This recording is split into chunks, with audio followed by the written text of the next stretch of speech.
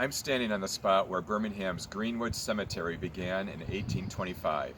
Down the road, all there was to Birmingham at that time was a scattering of log cabins within a few clearings carved out of the wilderness.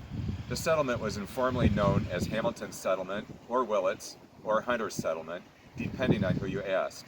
Settlers standing where we are right now would have been on the lookout for bears or wolves or Native Americans who traveled the trail that is now Woodward Avenue and were harmless but nevertheless caused fear among the settlers.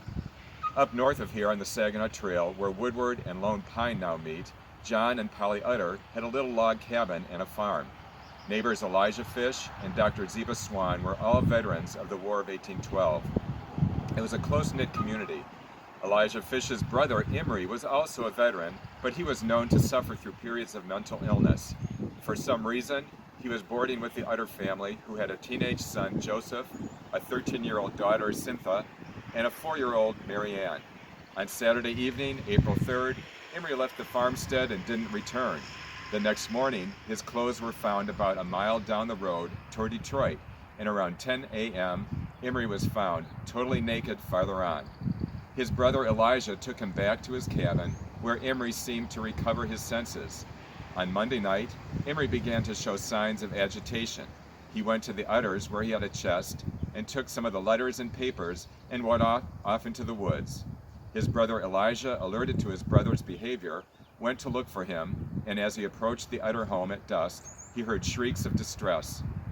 Elijah ran toward their cabin and found Polly Utter lying lifeless on the ground in the doorway of the cabin, killed with an axe.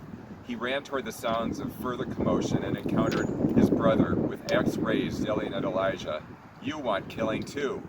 Elijah eluded his brother and ran to get help from the Swans, and with much difficulty they were able to subdue Imry. Going back to the Utter cabin, they found young Cynthia's Utter's body near the cabin, and Elijah's dead horse as well. The men of the family were not home at the time of the attack, and little Mary Ann had been stuffed under the bed and was spared. The little community was devastated.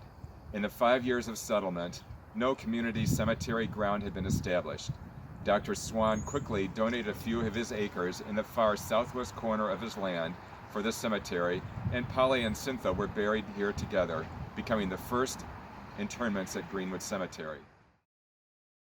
Next to the Utter monument is the resting place for Hezekiah and Mary Ann Rowley, the little girl who had been stuffed under the bed by her mother. She went on to live a long and happy life. As for Imry, he died several years later in Oakland County Jail and is buried in Pontiac.